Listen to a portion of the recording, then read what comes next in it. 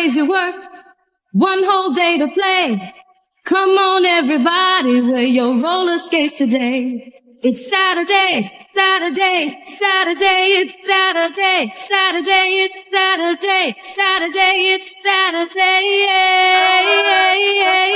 Saturday with Renee. Yes. Welcome everybody to Black Liberation Media and episode 131 of uninterrupted, ceaseless, relentless episodes of Saturdays with Renee, featuring Renee Johnston. I'm Jared Ball. Please like, share, subscribe, do all the things to support the platform. Renee, what up, man? What's going on? Oh, listen, I'm tired. I'm sick of everybody. I'm tired of the news. I'm tired of everybody. But I will say that I have encountered some really, like, along the process of doing all the different things, I've encountered some pretty good people. Like I don't even know how to explain how much I feel like I get from all the different folks that I watch and catch up with stuff. So like Laura at like 8:00 this morning was hosting people in Beirut. And like she was hosting people where? They're in Beirut. So they were talking about like what is happening right now in Lebanon. And you could hear like things going. Right? And there's nothing like people who are like for real. There's nothing like them. So I'm appreciating it. I haven't made time to watch. Did you finish the book? No. John No Hope Bryant? No. It's not worthy of finishing. It's worthy of being finished. Oof. But it's horrible, and just what I was just going through a little bit this morning. Just when you look at who endorses it, it's itself a commercial for his Operation Hope, which is itself a front for white capitalism, and this grand narrative of this is what Black people need. So as I said, like today's discussion on your show, the H-Rap Brown clip you asked us to watch, like all of those, like this is the antidote, aesthetically and obviously politically to that book. But no, I haven't finished it. I'm going to read more of it, but it is just absolute trash. And should be disrespected at every opportunity. Like it doesn't even deserve a respectful critique. It is absolute trash. So I'm just going to continue to be as disrespectful as I can, and to the extent others want to join me, I welcome it. So is it going to require a trigger warning though? Because I feel like yes, when you did, okay, yeah, it's abusive. Like it's abuse. It is abuse. Like I like on some level I mean that. Like what they're doing, because they're wrapping themselves in King's memory and the idea of struggle, and it is the antithesis of that, and it's so. But I'm trying to do what Hillary Allen said in her discussions of the techno-feudalist stuff, that we should mock them and laugh at them. And I'm trying. I just it's hard. It's a little bit difficult temperamentally to stay in a humorous lane, because it's upsetting. But they should be mocked and laughed at. They are entirely unworthy of respect. So I just want to be as hostile as possible, in a publicly polite way. That is quite the work you're setting yourself to. As hostile as possible in the most polite way possible. There we go. Yeah, okay. Well, last night, shout out to Lara again, who graced me with a copy of her book pre-release so I could read it. and I stayed up. Oh, that's messed up. I'm over here. I was checking on my pre-order. That's messed up. I listen. I was up until 12:30 this morning because I decided I was going to finish it because I just needed to know everything that was in the book, and it is every bit of what you want to come from that book, you're going to get from that book. Good. Every bit of it. She is genius, and so I can't wait. We're gonna have her on so we can talk about it. And it's a quick read. I felt drawn in, which is unusual for a book that's like talking about real stuff. You know what I'm saying? Like, but she tells some great stories about her like the things she's encountered as a psychoanalyst, and it's good. It's good. I'm hoping I'm looking forward to it. I'm glad you said that. I look forward to all these other discussions. I do want to go back and watch the broadcast you did this morning. If again, just to selfishly, psychologically cleanse and from the Bryant stuff. But I also am going to gift a copy of her book to my homeboy who does what I perceive to be the equivalent of Laura's work within Black communities here in the DC area. And the stories he's shared offline, I keep saying in our little circles, need to become a book too.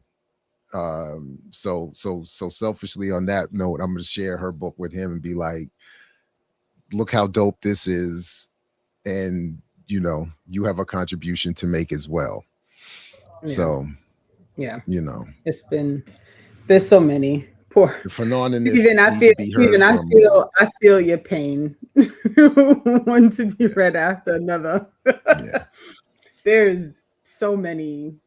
And then what I do is when I get a book in hand and I'm like, I gotta read this, I just stop everything else and then I get through the book and then I go back to all the other ones. Because I've had Orientalism, like literally like on a list of things to read for a really, really long time. And I started it a long time ago and I was like, this is too heavy for me. I'm gonna have to take a break from it. And now I've gone back to it.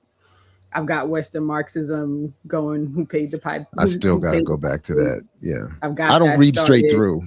Yeah, no, I read too many books. I read like 5 or 6 books at a time. But then when I get into a book, so like our guest today, our fantastic guest today, when I got his book, I stopped everything else and I read his book. And then I went back to all the other books. I did the same thing when I got Ori's book. Like it was the same. Yeah, they are worthy of that. Like once you start them, you're like, okay, I got to finish this one, and then I'll go back to the rest of them. So, yeah, craziness. So is that the cue? I mean, if he's ready, we can get it going. All right. Welcome back to the platform, of course, to the show, of course, our mainstay on the platform. Too Black, welcome back. That was a bar too. Too Black, welcome back. What's good? Welcome. Thank you so much. Appreciate all the things that are always ongoing. For the sake of, I mean, I can't really imagine how many people would be like watching this and unclear on who you are. But for the sake of, just in case there's someone random who showed up today, if you could do the initial intro, who you are, where you're at, what you're doing, where you came from, thing, and then we could talk about how we ended up with you back on a Saturday. Yeah. It's always my least favorite part. Yeah, Too Black, poet, organizer, scholar, host of the Black Myths podcast. Just leave it at that without getting into a bunch of shit.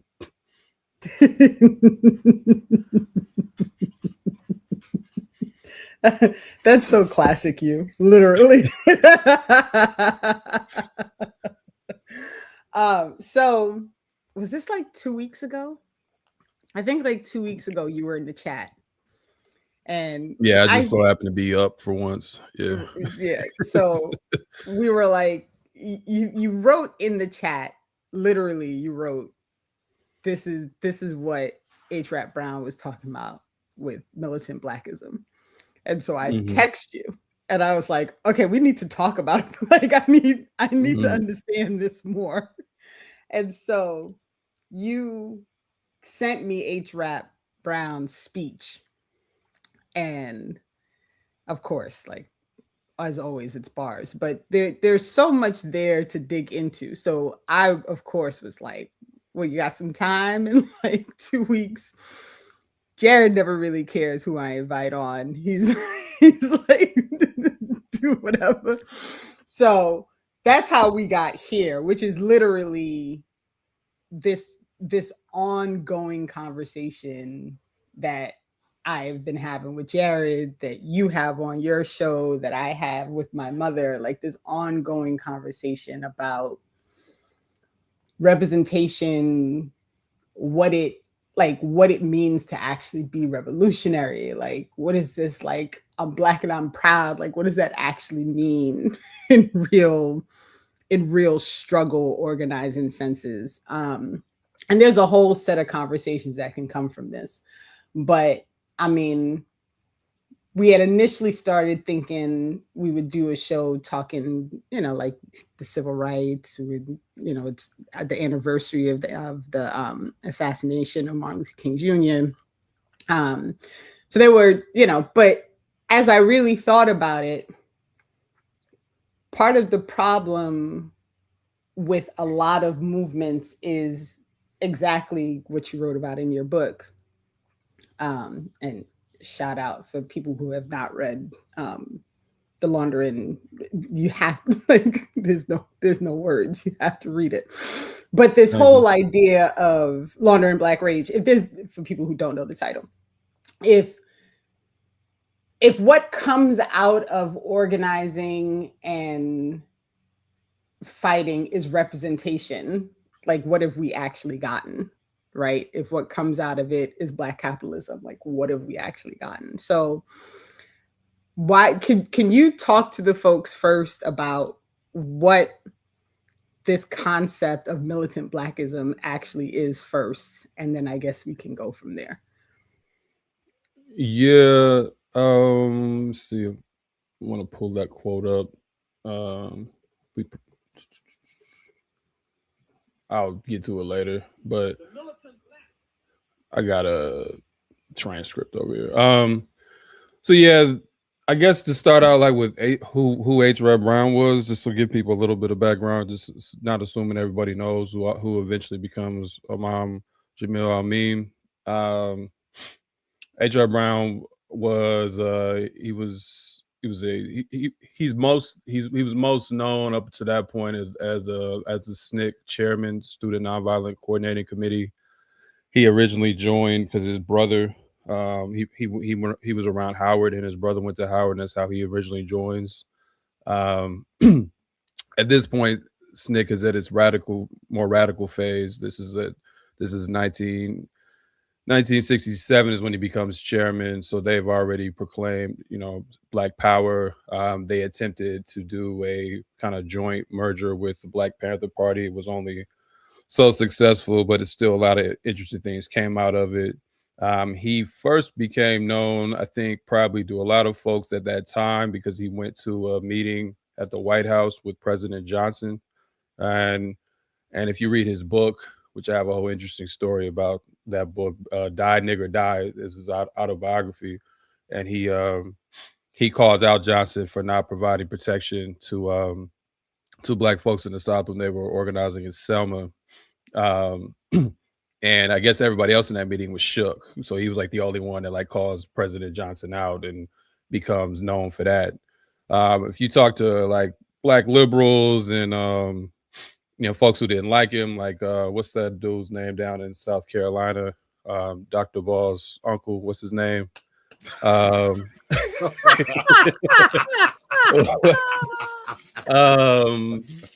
man, I'm blacking on his name. He's the congressperson down there.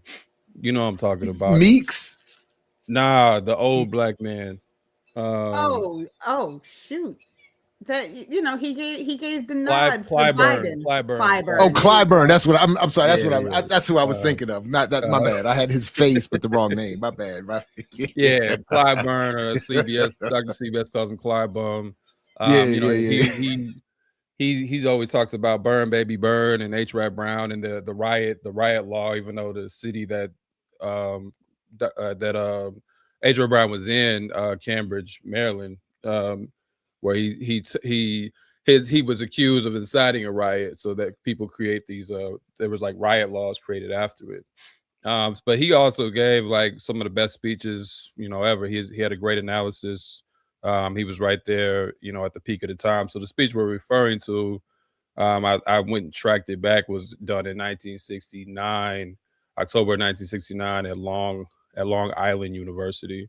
So that at about 1971, I think he had a car that was blown up with two comrades in it. He goes underground. Then he's arrested for armed robbery, serves 5 years, actually ends up going to Attica, and then converts to Islam, and that's where he becomes Jamil Al-Amin. He relocates to Atlanta, or the Atlanta area, has a grocery store, does great organizing down there, is able to move drug dealers out of the way, is able to just help take care of the community. And then in 2000, he is charged with shooting at two cops, killing one, I believe. The case doesn't really make any sense when you read about it. There was his DNA was not found on the scene. Someone else actually confessed to the murder. Nonetheless, he gets sent basically to life for it.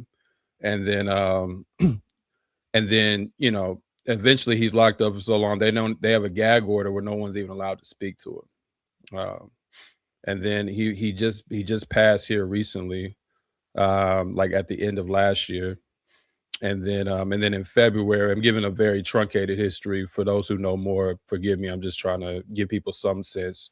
And then in February of this year, the Fannie Willis releases some information claiming that the belt around the gun had his DNA on it, and they think that proves that he was guilty. So it doesn't make any sense. He was a political prisoner, and unfortunately he passes away without really much fight around his struggle. There was people fighting, but there wasn't. I don't think he really gets enough recognition for his analysis and his contributions. So he's always been somebody that I've appreciated. The story, when I got his autobiography back when I was in college, I don't even know if they still do it. We used to have to, like, if the book wasn't at that library, you would have to put in an order. They'd send a book to their library from another library. So I remember I went to, when I got it, I went to go pick it up at the front. It was some white lady, and she comes to the front, and it's on, and as the paper, and she's like, and remember the book is called Die Nigger Die. So she don't want to say the name of the book. So she so she shows up and she just points at the paper, and she's like, her face is like beet red, and she's like, is this the name of the book that you that you ordered? And I'm trying to keep a straight face. I just want to start dying, but I'm like, yeah. She's like, okay. And then she runs to the back and then brings it up and kind of just runs away. Doesn't even really want to talk about it anymore. You know what? I'm going to the library after this show. I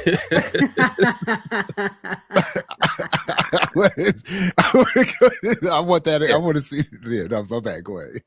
No, it was hilarious. It was hilarious. But so I don't even know what originally got me to want to read it. I used to listen to a lot of speeches, and like all the time, I was a big, like, just go back, listen to speeches from that era. And that's how I came across this speech.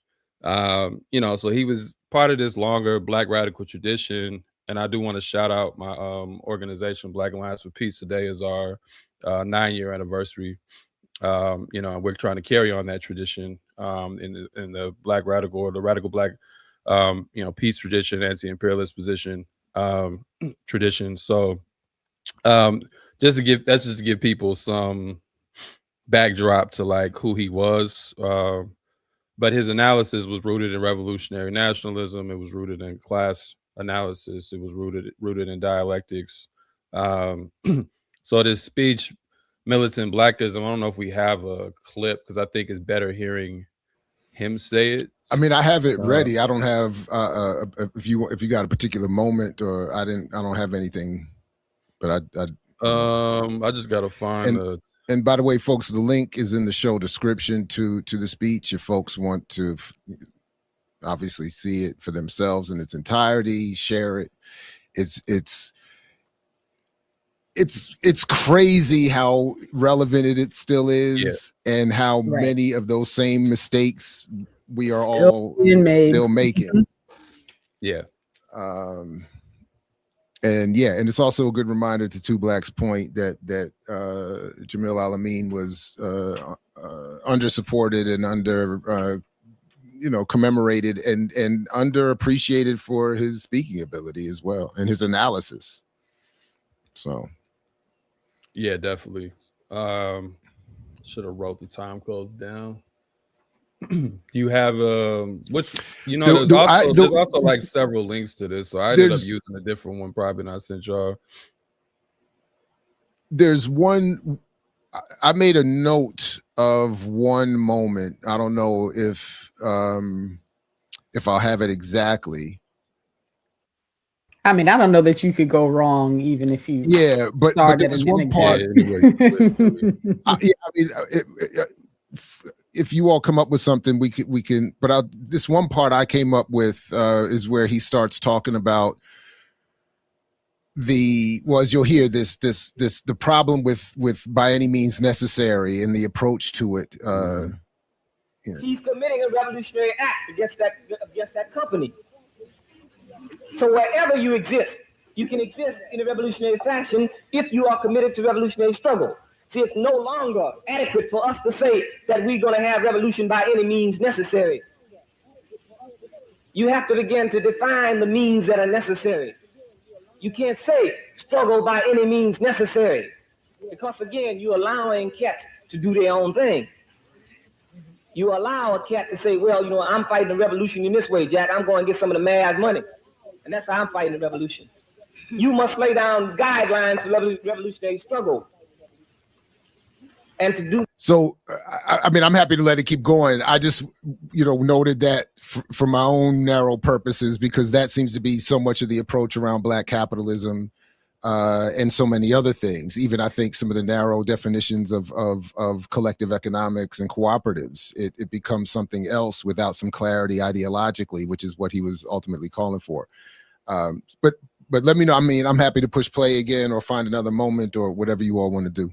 I'll just start with, I guess, giving a backdrop for the speech. Like, he's mainly in this speech is talking about there's I think a longer one I didn't send y'all because I forgot to send. I didn't think I sent the right link. Most of it's in that link though. But he says he wants to talk about politics, and then he wants to talk about education. So originally he's talking about the difference. We don't really hear this anymore. Some of these old school distinctions were funny, like difference between being like trained and educated. You don't really hear that nowadays, but that used to be a thing when I was much younger. And he talks about if you're trained, you don't have any cross references, right? You only know how to apply things in one way. If you're educated, you can talk about different topics and apply them to the situation.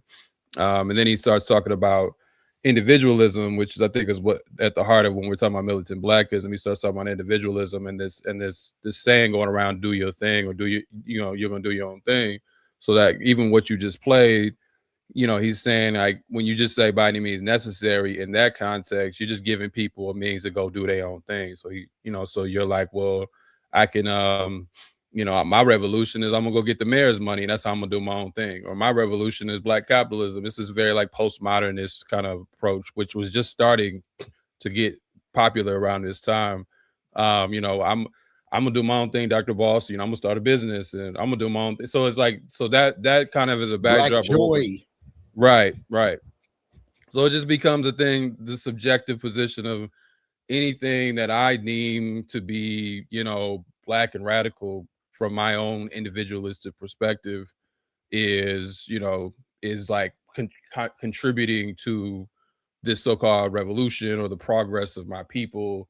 And so when he says we have to define the means that are necessary, he's saying you can't just let people go out and say I'm doing my own thing, because there's something else he said, where he's like, you can't do your own thing if your thing is the wrong thing, right? So if your thing is backwards, we can't just be like, well, that's their thing, that's their freedom to do it. He was like, he talks early in the speech, he says, you go up to a dope fiend, they were like, man, leave me alone, man, I'm doing my own thing, right? Like, so he's like, that's just not sufficient to actually address the issues that we face, right? Like it doesn't meet it. So we'll find the clip, but militant Blackism was, his way of describing people who are Black and proud and pretty much nothing else, And in that day, that was when you were wearing your dashikis and your beads and your afro, and you might have had a new African name. It's an implicit critique also of cultural nationalism, which we've talked about this before, where the critiques of cultural nationalism sometimes go too far, because I don't think it gets enough credit, but it's critique of a certain kind of like petty bourgeois cultural nationalism that is just vested in like appearing to be, in this time, African. Now we don't even have that. And we'll get to how even the decline of the decline is so bad that a lot of what he's critiquing we would take today. But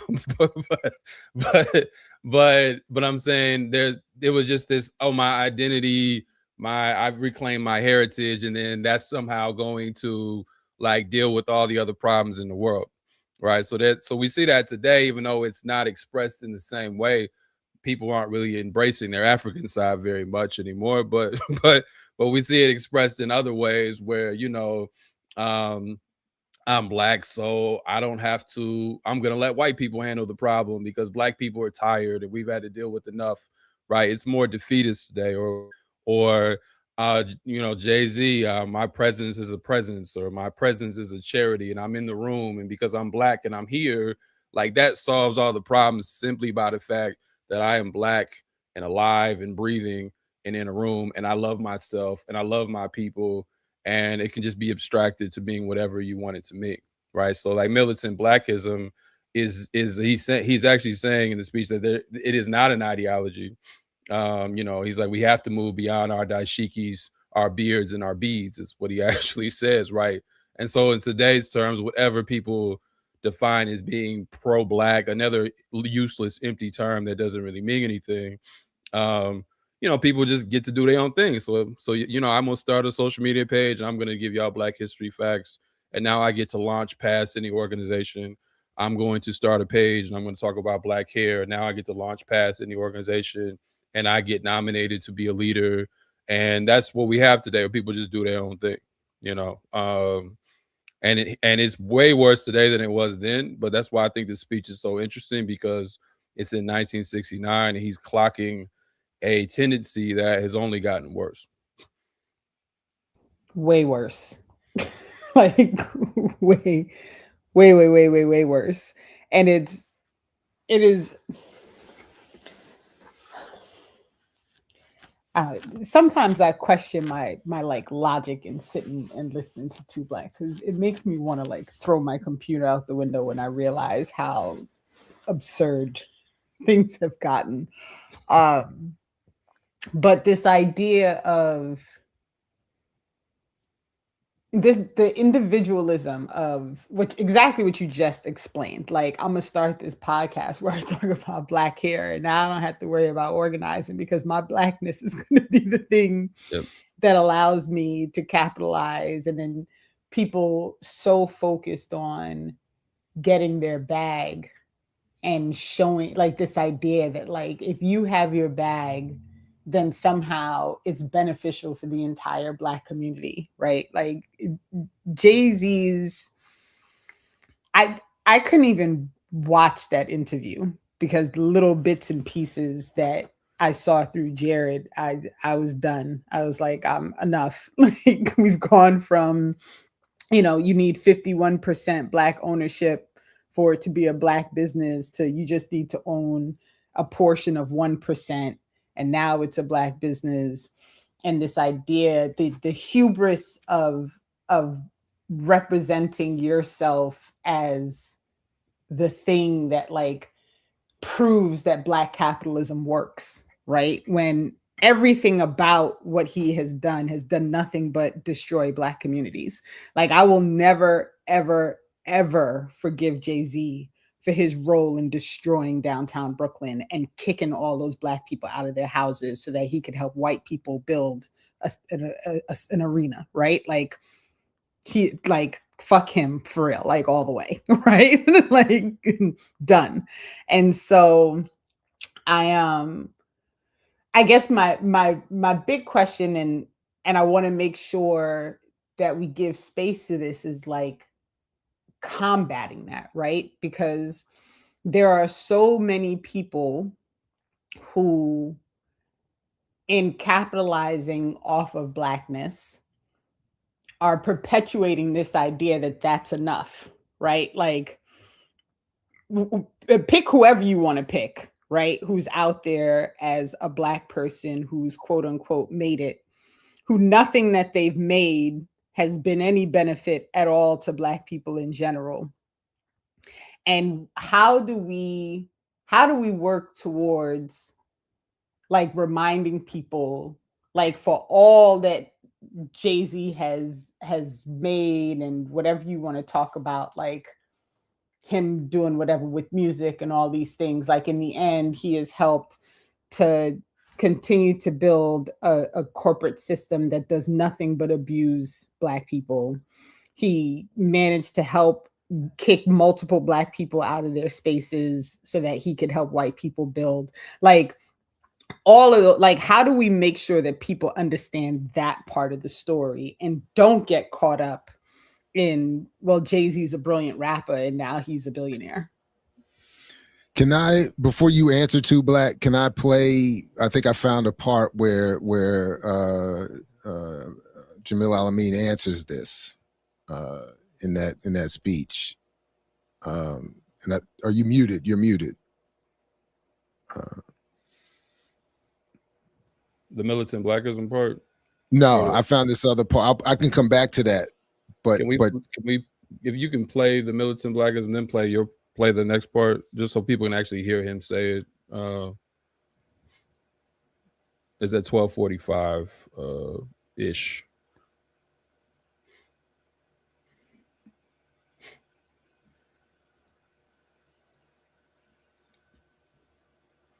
For the ghost. See, the whole thing, you know, like in terms of where we are at now, where a lot of us are at now, is that we have infused as an ideology, or for an ideology, the whole concept of militant Blackism. In other words, it has become sufficient for a lot of us to be Black and proud. But understand that there is no contradiction between singing "America is my home" and saying that I'm Black and I'm proud. There is no contradiction.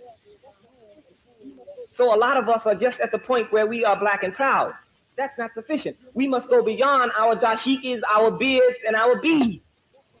You have to go beyond that. See, because you have to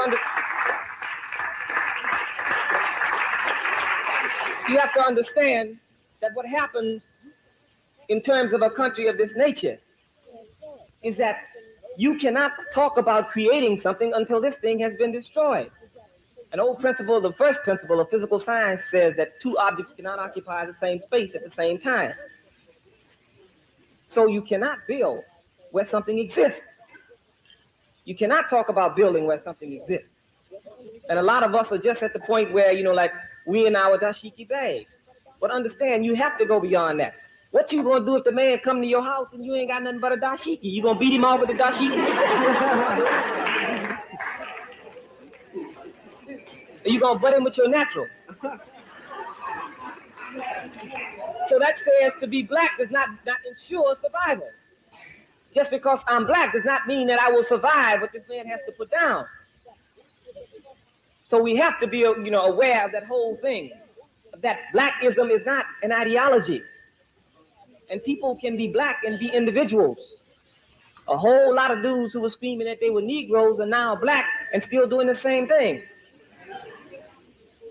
So we have to go beyond that whole concept of just, you know, the natural and the dashiki. Because, you know, if you look at in terms of, you can really gauge the tenor of the country by the way they program you over the idiot box. in terms of the TV thing. Okay, you used to have I Spy, which was an extension of the Long Ranger. Bill Cosby. It was a logical extension for the Long Ranger. I mean, my man was Tonto, nothing else. Tonto.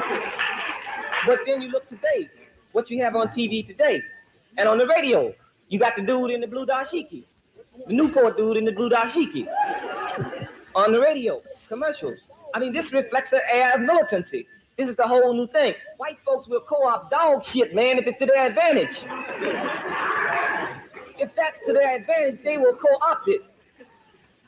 The militant black, they found it necessary to co-opt that to make it harmless.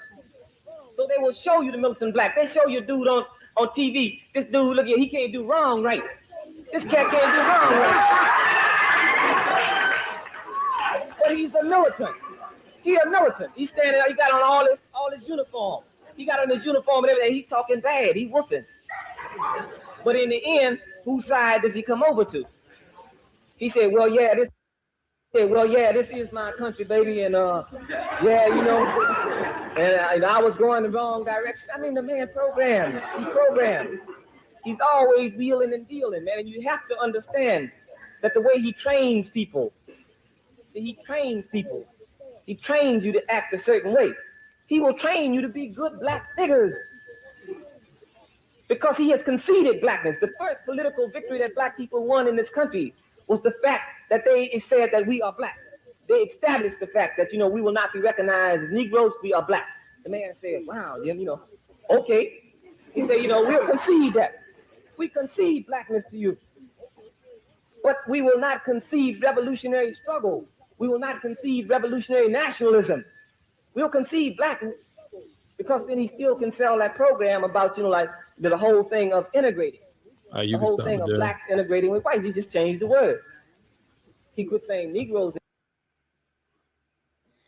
Let me just. I was gonna say, don't forget to go back to the part you wanted to play. Yeah, definitely. Yeah, just real quick, because he also. I mean, he's answering everybody. He's, but. Yeah, I mean, again, he's in advance. It's prophetic. Yeah. Yeah. Then you're talking about replacing. See, I'm as much against a black cat oppressing people around the world as I am a white cat oppressing people around the world. Wouldn't make me any difference. I would struggle just as hard against a black cat who oppressed black people because it would be necessary to oppress some people in this country if you took the seats. If all the white folks in the world would have died and black folks moved in on in the seats and assumed those positions and business went on as usual, then Vietnam would continue. Rhodesia would still be imprisoned and oppressed. And it would be because of the economic pursuits of this country. The only way that this country can stay wealthy is that it oppresses people. Capitalism demands exploitation in some form of other people. So, because I know that Jay-Z and the Joe Budden crew and everybody were confused on that question, but does capitalism exploit? Can you be a capitalist without exploiting? So emphatically from years ago, no. That's the point. But yeah, I'm happy to go back to it. I mean, there's wherever you all want, but like at one point, I feel like he's if you take away as I was listening to that again, I was thinking, if you take away even the conservative cultural nationalism and you strip that part of it, then you're left with the reverse hashtag community and all the flag waving, just saying, just get rid of the African part.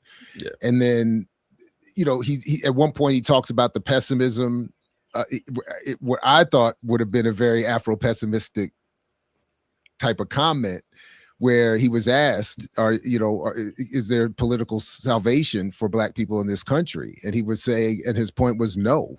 And similar to what he was just saying there, if this apparatus still exists, black participation in it will not solve any of the problems.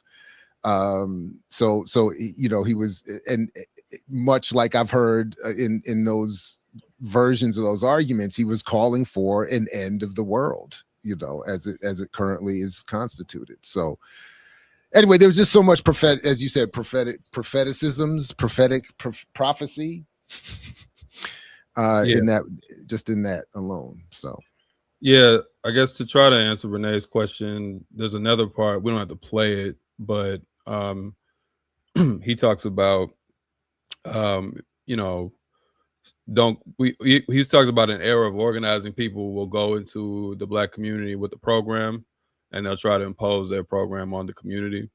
And he talks about how people got to have a program to live in the neighborhoods, to live in the hoods that they live in, right? So he's like, you need to go in with a revolutionary ideology and work around people's programs. And I think often, you know, one of the mistakes we make sometimes is we try to impose our program on people. So we'll go in and say you need to, it's not that you shouldn't join an organization or anything like that, but you have to make that work with where people actually are. Like Cabral always says, you know, we have to start where we're standing, right? Reality doesn't exist in our heads. So, you know, a lot of times why people are attracted to capitalism is because that's what they're seeing. That's what they see work. They see, you know, like you named, even though it's ridiculous, but, you know, they see Jay-Z as a success, even though, like you said, he helped gentrify, you know, and remove Black people in that Atlantic Yards project in Brooklyn. You know, they see all the glamour, and he even is getting at that here. He's talking about TV, but we've moved on from just TV to, you know, social media and all the different kinds of technology that's advanced. So, you know, we have to, I mean, even in his time, it was, I think in some ways easier because you didn't have to combat so much media propaganda to nearly to the extent you are today. But, you know, we have to actually work with where people are, not in a sense where you just, as Miles said, you don't just want to tell people. So you don't want to just come in and be like, okay, what you're doing is okay, and we're just going to work with you. And like, you need to announce what you're on, but you need to have a clear ideology that can work out the contradictions of where people are at. You know, Huey talked about this even with Black capitalism. So in Black capitalism, there is a part of people that wants to have self-determination. I'm talking about the community of people. I'm not talking about the actual, like the episode Dr. Paul just did. I'm not talking about those people, but the community of us wants to have some control over what happens in our areas. So there's positive and negative aspects of everything, right? So even with Black capitalism, there's a part of it in theory, it doesn't really play out where people want to control their neighborhoods. So you have to be able to like, all right, we want to control our neighborhoods. Let's work on that part. But the more you actually move towards that, you see who's really serious about wanting to control their neighborhood, wanting to control, you know, the actual like day-to-day lives of Black people. And the exploitation parts of capitalism become, you know, a problem because we can't actually do that because we will see that there's a capitalist standing in our way. But you have to work with people on those programs. Like you have to actually work through those contradictions and through those struggles. So we can say, all right, let's say we do a Black business, but instead of the profits going directly to this business, we're going to put those profits towards an organization, or we're going to put those profits towards building homes for, you know, if we have enough capital for elders, or we're at least going to put it towards fixing up. And people will really come to see that we don't need to just give the profit to Dr. Ball because it's his idea, or give it to me. You know, those profits need to be poured back into the community. Like, but you have to demonstrate that with an actual ideology, an actual like set of objectives that's more than just like, hey, everybody in here should just become a socialist. Like that's not usually gonna like work if you just walk in like that, because people are already doing shit. And I think sometimes we forget people are doing things, people have positions, people have beliefs, even if they're sometimes backwards and they don't make sense, they are doing it, and it's just as real for them as it is for us. For whatever we stand on, it's just as real for them, you know. So we have to actually be able to work through those contradictions. It's not easy, and I've failed many times trying to do that because it's always a balance on how much are you conceding to people, how much are you like actually working through it. Like it's a challenge, but I think that's an example. Like if you're trying to work through these things with folks, you know, I think you got to do that. In terms of people who just want to get caught up in like fanboyism and all of that, I don't really think you can do much with people like that personally. so if they're just tied into, they want to defend Jay-Z to the end of the time, at the end of the day, I don't really think there's really much to talk about. If you just want to defend LeBron to the end of the day, because for them, it's not even really, there's, like we always say on Black Myths, we're trying to reach people who are already on the fence, who are interested in stuff. The people who are way deep down a rabbit hole, like those people are not our responsibility. you know, we can pray for them, we can hope for them, whatever. But those are people, those are not people that, those people are gonna need to see things moving elsewhere, and they'll follow. I always say, you don't have to recruit opportunists; they'll find you. You know, so you know, you don't really have to worry about what they do. They'll always, you know, jump on the next bandwagon. So those aren't the people I think we need to even be targeting. And there's a fly strip. Yeah, no, my bad. Go ahead. That was it. They'll show up. So, and there's a larger, like, there's a larger overarching problem. Like, this is the thing that I like when I talk to people who think they get it, but then they're like focused on the smaller problem. They don't understand that there's a larger problem that is like everything's encompassed within this larger problem of capitalism, right? So when we talk about trying to like work within our communities so that we can, you know, provide our own resources and take care of ourselves and all these things, this is where H. Rap Brown says, like, two things can't live in the same place at the same time, right? And so you can't have an internal system of community that's allowed to rely on itself, that can share resources, that can do all these things in a place where the entire system structure is meant for us all to die, right? Like, we don't have healthcare, we don't have housing, we don't have decent jobs, we don't have decent pay.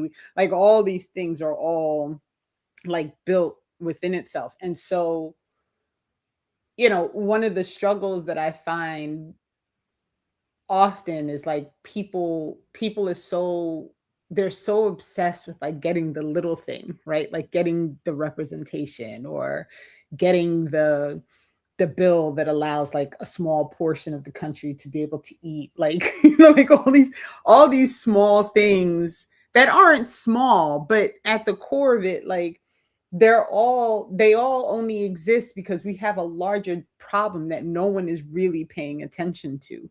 And I struggle with this all the time. Like, I had a fight with somebody about SNAP benefits because they were like, well, I just don't understand how you cannot understand how important it is for these people to get SNAP. And I was like, listen, I'm not saying I don't want the 30 million people to get their SNAP benefits. What I'm saying is 30 million out of the probably 230 million who need help to eat and resources for food and live in, like, you can't get excited over trying to fix a problem for a portion and miss that there's a larger problem that exists that needs to be dealt with. And so it takes people a minute to like she looked at me and she was like, I hadn't even thought of that. And I was like, well, like, that's the problem, right? Like, there's so much of what happens in media and in the world and all these things that have you focus in only where they want you to focus. And so we end up constantly with people trying to figure out how to navigate getting the crumbs. And while you're fighting for the crumbs, you're not fighting for the larger piece of whatever thing that is actually going to be beneficial. Like, that part of his speech where he speaks about you can't live, two things can't survive at the same time in one place. Like, you can't have it. And I've been doing all this reading on dialectic materialism and, you know, all these different things, and really understanding that push and pull, right? That constant conflict that's happening every day with everything, and trying to navigate, like, how do you manage this? And I know I just said a lot, and I don't even know if there's a question in there, to be honest. These are the things that I struggle with when I'm trying to explain to people why the organizing piece and the learning piece and why all of these things are so massively important. Yeah, I mean, I hear what you're saying. It's difficult because, you know, we're just in a very reactionary period, and it's also difficult because news and information moves so fast, so people will be gassed up about something. I mean, even for those of us, I'm not talking about us three here, but even for those of us on, I guess, on our side of the aisle, whatever you want to call it, sometimes even we get really gassed up on a topic, even if it's for the right reasons, but then, you know, we don't remember it next week, you know, and that's, I think, a bigger challenge that we face. I don't have a full out solution for that, but I do think I noticed that sometimes that, you know, like you were saying with the food stamps, that's the thing everybody's caught up on. So we, you know, all of a sudden you see people willing to donate, and, you know, they're willing to do whatever they can to help those people who might be cut off, you know, back when there was a government shutdown or something of that nature. And then, you know, the shutdown ends very unceremoniously, honestly.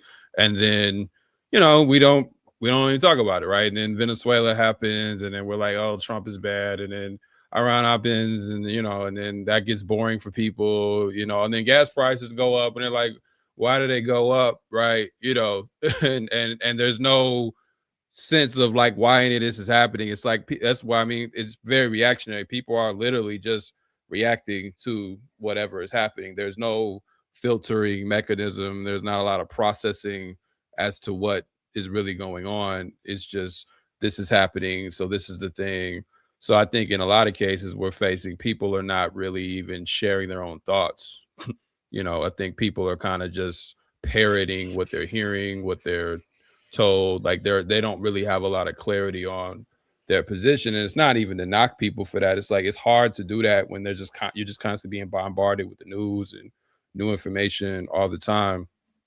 So that's why I say, if that's the case, then you have to be, I think, a bit you have to be careful with who you're targeting. I don't think we can just reach everybody at once. We don't even have the capacity to do that. So that's why I say the people who are at least you're willing to have, or willing to have an argument with you, the people who are at least interested beyond just being you know, like just the topic of the week. Like, I think those are the people we have to try to challenge more so, and you know, particularly if we're dealing with this through organization and things of that nature, because I think those are the kind of folks you can get on your side that can then go do more work. The folks who are just like constantly reacting to stuff, you know, we love them, but I don't think that should be the primary target necessarily, because I think people like that have to be pulled by a larger push in a different direction. And I think there's a lot of folks who are, I think, are more so, I don't want to say quote unquote in the middle, but they are undecided, as they say in politics.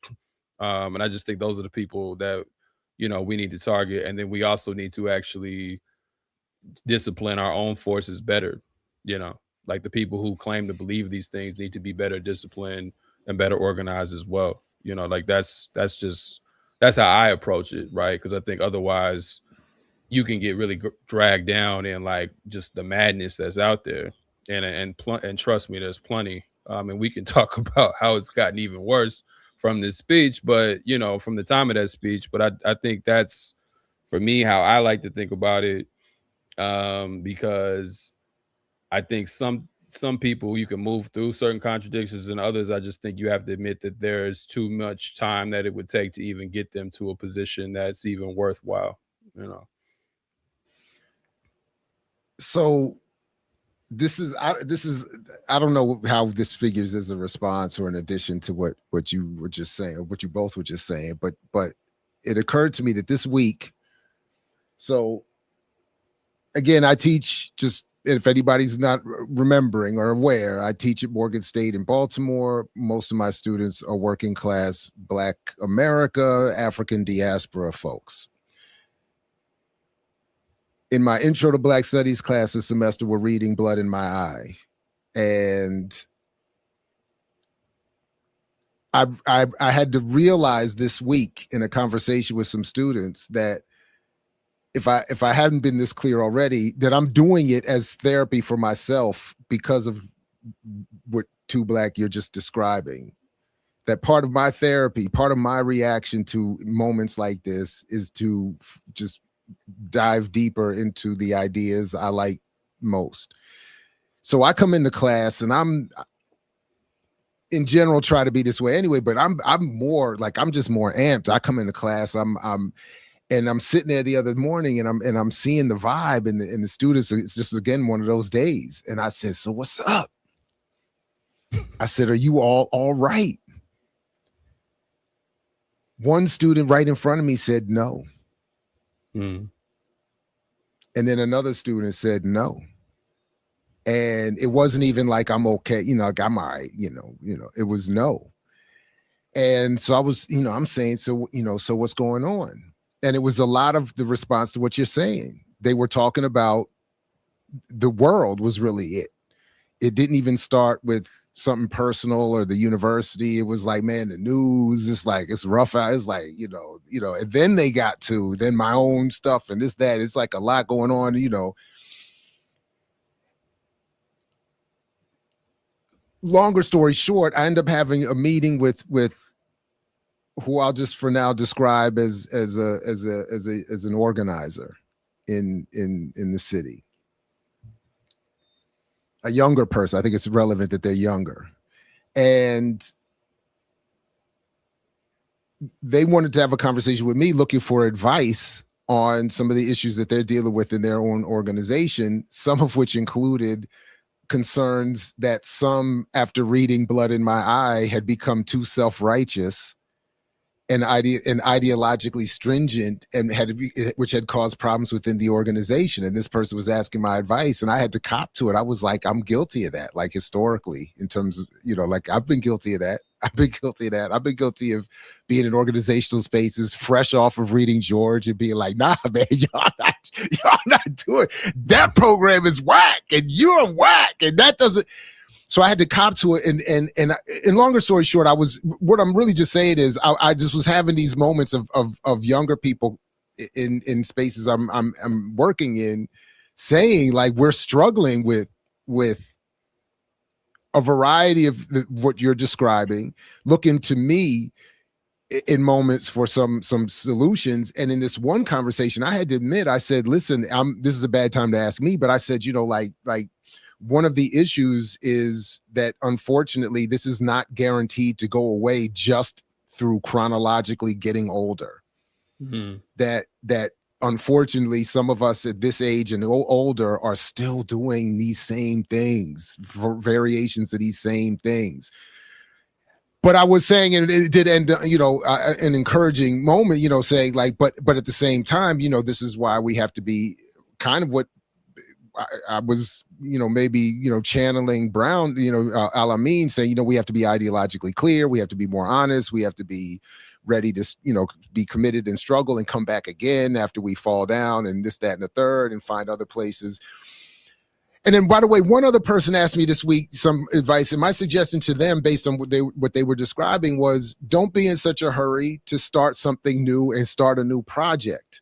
Take some time to study, take some time to build with your organization, take some time to just sit quietly in the back of a room and listen. Like, you don't have to rush to the podium. You don't have to rush to just check out the environment, check out what's going on, see where you can support something that looks good to you, see where you can add on to something that you might want to, and then go from there. Like, because they were putting a lot of burden on themselves, saying like, I can't wait. And I said the same, I felt the same way. It's, when I came back from the military, I remember vividly, I was like, I got to get involved. Where can I go? I was going everywhere. I was running all over the place. So, anyway, just all of that to say, I appreciate what you both are raising here, and especially in the context of Al-Amin's speech. But that was it. I don't have a question or any other deeper thought than that. But it was interesting that anyway, it just felt the overlap was there.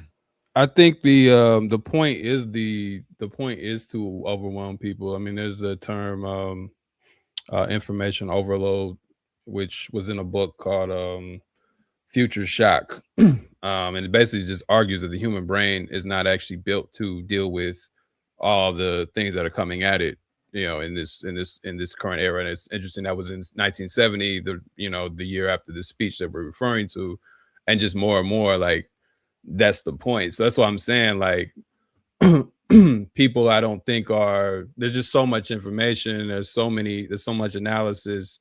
Unless you're really trained, I just don't think people are built to be able to like process all of that. So it comes out in these vague ways. So it's like, well, it's a lot going on, and it's like, you know, what does that really mean? But everybody just says there's a lot going on in the world, and then really a lot of it is just there's a lot we now know that's going on in the world that in other eras what the information wasn't as readily available. So like Palestine's not anything new, Congo's not anything new, but there's more information to know, like readily will be on your page about what's going on, you know. So it's like I think people are struggling with that now. So I think when we're talking, even coming back to militant blackness or some of these other kind of silly, you know, ways that people cope, I think a lot of this is just cope. It's very poor cope. I don't think there's anything wrong with coping. I mean, we all got to cope to some extent, but it's poor cope. So you don't really have any power in this situation. So you're going to proclaim that being black is power by itself, by just breathing or something. It's a form of again, I always quote Ntumde, who I think said this best. I think it was on when y'all were talking about that American, what was it, the American Dream or whatever that American fiction. Yeah, he's like the goal of the petty bourgeois is to make the black petty bourgeois to make the mundane seem radical, right? Yeah. So you can't figure anything out in real struggle. So you turn these little things into a thing, you know. Or Fanon talked about, you know, the colonized people being superstitious, and honestly, militant blackism is just another form of superstition, as is black capitalism. So it's like, you know, you turn to the superstitious things because you do not feel like you can actually beat the colonizer. You don't feel like you can win that war. So people start coming up with all these copes that honestly just don't address the material conditions, you know. And then if they get criticized, that's also a cope. So I'm black and I'm in the boardroom, or, you know, these are all ways to address a lack of power that you do not have, because if you had it, this is not how you would behave, you know. So it's just a way, it's conflict avoidance. It's a way to not really have to address material conditions that feel like they're constantly crumbling. And, you know, we're in an era where people are shamed for being wrong and all that, and people don't want to seem wrong or like they failed, you know. So there's also, I think, an avoidance to putting your whatever people's loosely based ideologies are. There's also an avoidance to actually putting them in practice because they don't want to get exposed, even though all of our ideologies, no matter how radical they are, always have to be worked in the field. And, you know, like that's another thing H. R. Brown says is ideology comes out of struggle with people. It's not something you just think about in your head one day, you know, and then you just go do it. That if it was that simple, we would already be in communism or something, right? It's not that simple. Right. So just like so yeah, like it's all this cope, you know what I mean? And the cope just builds on more cope, you know, Right. to the point where people are like even, you know, saying even more silly things than they might have said even 10 years ago. Right. Because we have this whole now, like, you know, napping is resistance and joy is resistance, and like these like people will really argue with you about this stuff, like, you know, like they were really like, you know, they go hard for it. Yeah, they'd be like, they go hard for it. It is. I use it at work all the time, and I'm just like, that's why I'm like, yo, that's cope. It's not resistance, and these are not the same things. Most of what people call resistance nowadays is just cope. It's very unhealthy cope, in my opinion. But you know, it's just cope. Like if you need to be joyful at work to get through the day because you feel like these white folks trying to depress you, then go for it. Ain't nobody telling you not to do that. That's another thing. They always like I have the power to stop your joy. Like if your joy is as great as you say it is, then just leave me alone. Like go to work and smile and make that your radical act for the day, I guess, you know.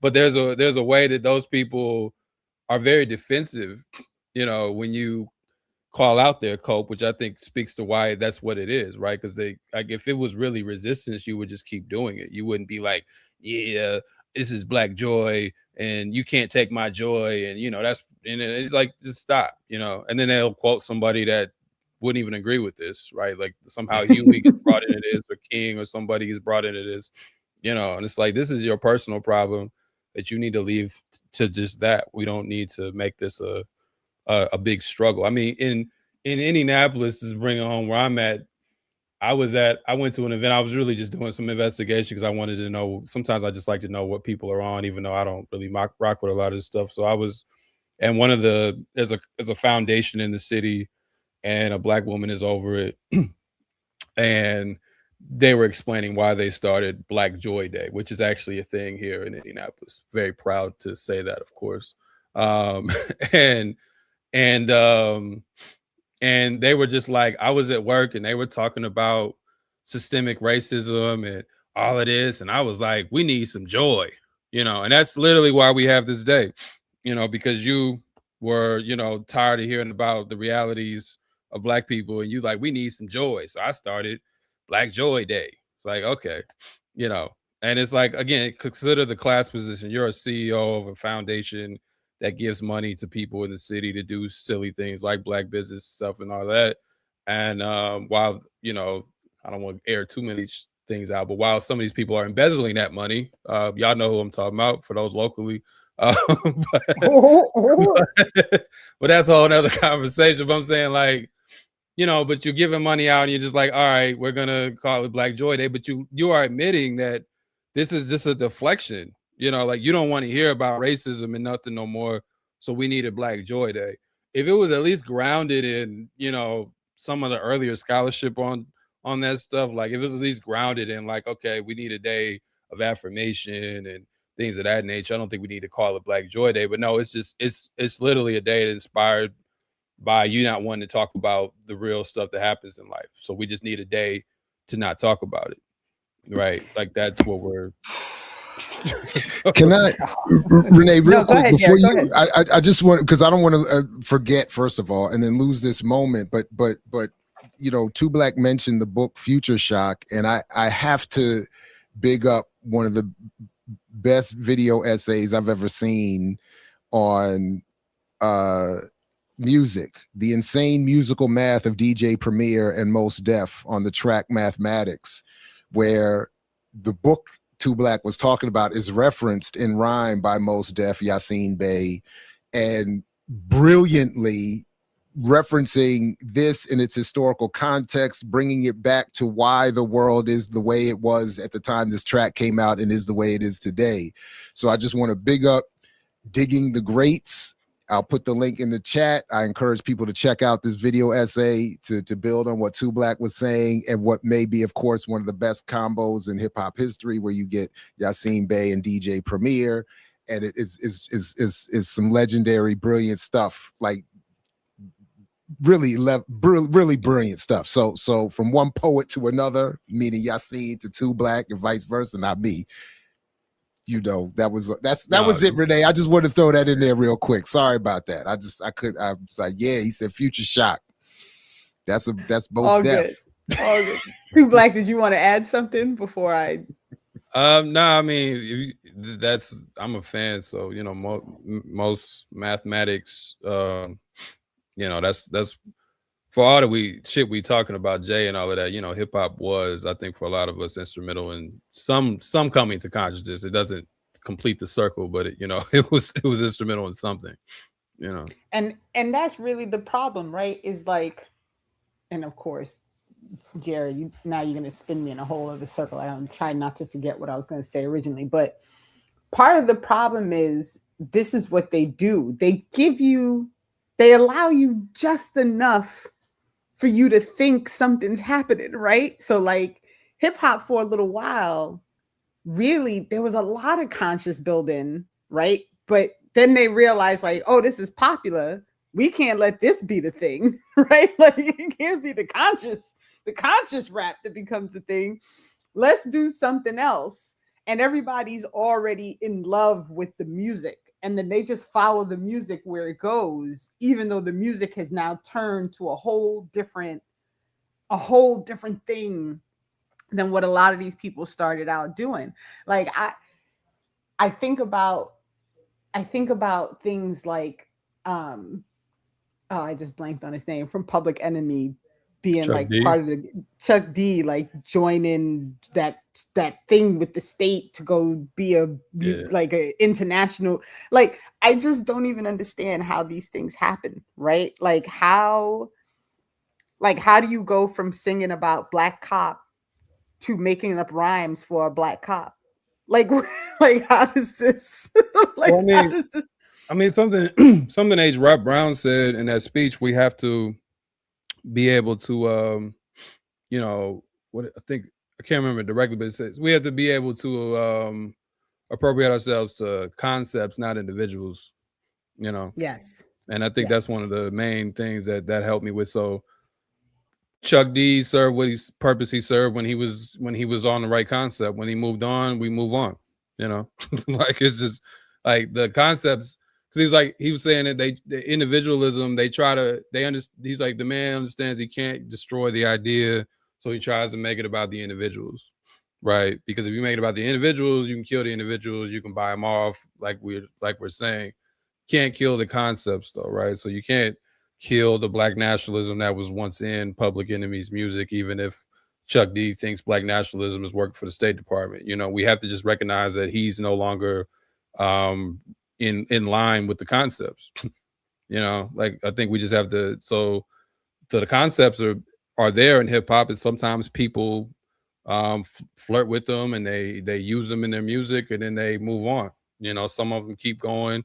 And that's just true across the board, right? So there's going to always be people that in a certain period of time was with the shits, and then at some other period they weren't. And, you know, I don't really know how to explain it entirely why people do what they do. It's hard to always figure that part out, but those concepts don't die nonetheless. Like, so we have to figure out how do we keep those concepts alive, even if, you know, whoever decides that they're going to embarrass themselves tomorrow, because that's going to keep happening, you know. If nothing else, we know that. So I'm gonna for the moment dub this my 12 angry man theory of politics. And I think from that movie 12 Angry Men, as I get older, I vibe with it more and more. That the point being that even if it means telling a lie, old people wanting one last walk around the sun will accept it. And so when the old man on the jury was asked, well, how could the old man who testified on the trial have told a lie? Why would he lie? The old man on the jury says, I get it, because I can see at the end of, you know, you want one more, you know, and as I'm getting older, I can see the same thing. As people get older, as movements around them are attacked, as individuals are picked off around them, and then the constant inducement and invitation through finance, through social placement and platforming, et cetera, and so forth. I could see over 30 years someone going from where Chuck was then to where he ended up with Blinken. Now, it's not to justify it, but I can see that could happen. And that's why I think, to what we're all talking about here and what Al-Amin was talking about, whether it was your point here, Black, around, because as I remember or understood his point, he was saying, you know, it's not a question of is 2 Black or Jared or Chuck D right. The question is, what do you think about the principle of Black nationalism being defined as working with the state, or how do you define Black that? And that's where you should argue and make your decision as to what side of the fence you're on. Not on is Black right, is Chuck right, is Jared right, is Renee right. That defeats the point. So that's yeah. People are infallible, right? You know, people can lose their way and come back, and that's people. But the concepts themselves are consistent. You know, like I would like to believe I don't, you know, sell out, but like we say in laundering by grades, our point was that this can happen to anyone. Like, this isn't something that the authors are so, you know, we're so in touch with reality that we are somehow. I said American fiction was good. Right. So, like, you didn't just say it was good. You did a whole thing. I said you have to see it. Your Black joy demands that you see this film. Good Lord. And it did again. That's how it's supposed to work. Comrade says, son. And as I'm reminding my daughter, because hold up, folks, real quick. I'm sorry for this other interruption. Hold up. Let me hit this real quick. Hold up on that. Y'all gotta stop letting these who wasn't there try to rewrite the history, man. I saw this for myself. Son, and I'm talking to my children who can hear me. Son is, I call you one because I call you that because you shine like one. it's S-U-N. It is when you call someone S-O-N, you're sunning them, and that's a negative. So stop it. Sun is a positive reference to your brilliance. Well, we are in the 90s today right now.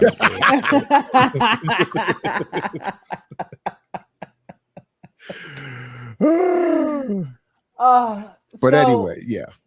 So and Jared knows that I end up doing this when I'm like books are fresh in my mind. So one of the things that in Laura's book she's really trying to get people to fully understand is like this idea of psychic intrusions, right? So these things that happen all around you that create a response, and understanding that your response is literally because of this thing that's happening around you, right? And recognizing like that when you're tired or when you feel confused about something, or when you have those like, wait, is it me and my crazy moment? Like, it's because there is something happening external to you that is impacting your internal psyche, right? And it's intentionally being done to make you think like, wait, maybe this is just me. When it's not actually just you. It is intentionally being put upon you for you to feel like it's just you, so that you start like questioning everything else that's happening internally. And so one of the, this whole idea of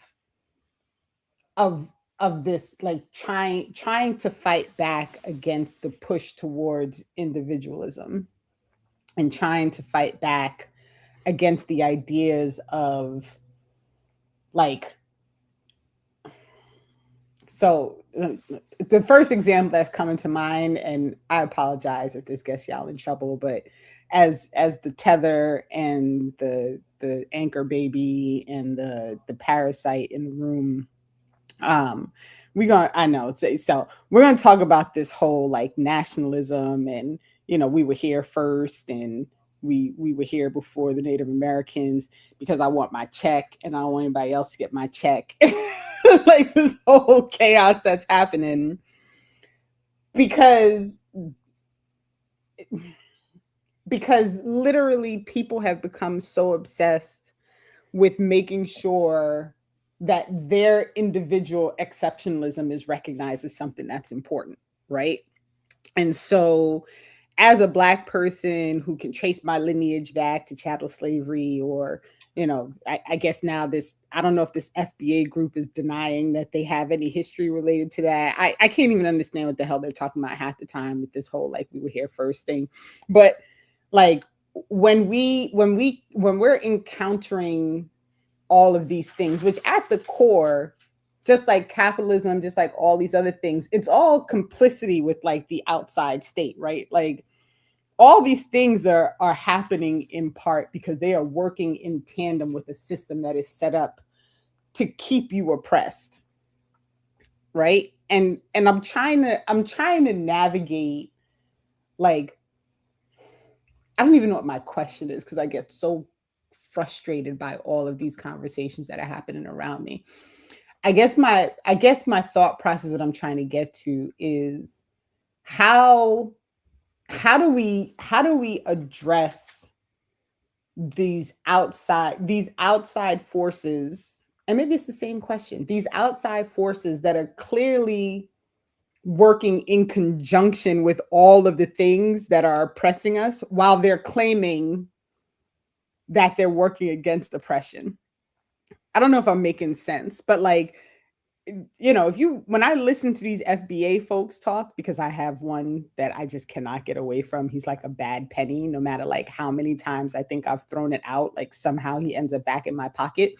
And so every time I turn around, he's talking about how, the foundational Black American is like the key to understanding oppression, and and everything that he's saying is utter nonsense. And then like everybody ends up having this conversation with him about his nonsensical point of view about FBAs, and it leaves the actual conversation about oppression and what's actually happening in the world, right? Like, it completely abandons the conversation that needs to happen. So again, I don't even know if I have a question. I think I just went on a tangent because I'm so frustrated by all these things happening. Like, you know, you sent me the clip yesterday, too, Black, of LeBron James talking about Memphis, right? Yeah. And I already can't stand him. So these are things that, like, you know, first it was that he's everything he's heard about Israel was good, and now we're shitting on Memphis. So, like, you can shit on Memphis, but you think Israel is good. We're not even, like, I can't even, how those two things live simultaneously in somebody's head is, like, beyond my comprehension. But now we have to have this conversation about LeBron James and saying what he said about Memphis and why this is problematic without even understanding that LeBron James is a problem. Like, why is anybody, like, am I making sense? Have I spun too many circles? I apologize. I mean, again, that's what I was saying earlier. I think you have to have a clarity on who are we even talking to? Because, like, some people, I'm like, all right, you know, because it's inconsequential to argue this person down. I think sometimes I can lose discipline and be motivated by just wanting that person to shut the fuck up because it just annoys my own sensibilities, right? Or, you know, but at the end of the day, like, the person that is FBA was a 5%er in the 90s. They were, you know, post-racial in the 2000s, you know, like there's always gonna be a new thing, right? So, like, I just in a way, I guess I just accept that that's, until this is defeated, that's just a natural inclination of what we're going to keep facing. I don't really, I mean, if there's people in my circle, because I know a few people, unfortunately, that have fallen into that trap, you know, I'll try to discuss what it is with them, but I've found that a lot of times I more so use this, maybe I'm petty, I just like to know, like, well, this is what people are on, so I'll just let you talk. Just keep myself out of you know, the annoyance trap. I'm just like, oh, like, Black people built the country, and where did you get this from? I just genuinely want to understand the kind of thought process of the individual to even know if it's even worthy to be attacked. You know, I don't, because again, for me, I try to limit my interactions with these things, or I just know when I challenge people, like people in my family or people around, that, you know, you're gonna be on what you on, as long as we have an understanding of what I'm on, you know, then it just kind of is what it is. Like, I don't really have much to say to it. You know, like with the LeBron thing, I don't know if we have that clip, but he had said, for those, maybe we can find it, but he had said, it's not even really what he said, it's the context in which he said it, but he was at a golf course and he was with some white boys, and he was talking shit about Memphis and how Memphis shouldn't have a team, and, you know, they should just move it to Nashville, and it's violent and the hotels suck, and, you know, all of that. And it was the context in which he said it, I think, that really bothered people, because, you know, we talk shit about Black folks to Black folks all the time, but it's one thing to be on a golf course and do it. But yeah, go ahead and play it. Years old. You think I want to do that shit? Being in Memphis on a random ass Thursday. I'm not like the first guy to even talk about it in the NBA. Like, we all like, you guys have to move. Just go over to Nashville. You got Vanderbilt over there. You got the NASCAR. You got a stadium. Don't they got a hockey team too? Yeah, Predators. Yeah. Like, they got everything. Doesn't look like LeBron's going to be on the Grizzlies anytime soon. So Grizzly fans out there. Yeah, they know. Their only chance was in 2003 if they'd have won the lottery. Give me that. And I might have pulled a Eli Manning and not showed up for the games. Now, this is. Oh, and that was Gilbert Arenas. And that was the first. That was Gil. That was gonna get worse. It was gonna get worse, exactly. So I just went to the first where I could first find it. That this is not me co-signing Gil. And I know way too much. When I used to be a fan of the team back in I know too much about this fool and his nonsense. So I just want to be clear. I'm not co-signing that. I didn't think you were. I just want to be clear. I didn't realize that was him. I knew where it was. No, I knew where I was because it was one of the first clips when I just searched for it. I just like, I don't have time. I'll go ahead and work through it. But he's a mess. But no, that I mean, yeah, that's wild. But this is typical, right? Like, he is on a golf course surrounded by white people talking shit about a city that is, I believe, still majority Black people. Oh, way, like, right? Yeah. Way, right? Majority, yeah. Way. And so, like, but this is the problem, right? Because actually, this is not the problem. There's a larger problem. He is a problem. And I don't, and you're right, to Black, like, we have to start working on, like, really parsing out, like, this person is not even worth the time and energy that it's going to take to have this argument, right? And I can't even remember where I heard it or read it, that somebody said, like, these people are there literally to, like, drain your energy and waste your spit.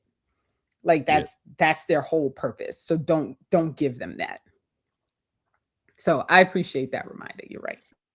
Yeah, I mean, I was texting one of my friends. We were, we just talk. I mean, because for all my contradictions, I'm still a sports fan, and unfortunately, I grew up a Laker fan, so I'm forced to root for LeBron sometimes. But that's neither here nor there. But I'm sorry, because it's not looking good for your season right now. Not looking good, especially after the last game. But then I was last a Wizards fan, so what am I talking about? You know what I'm saying? That's eternally not looking good.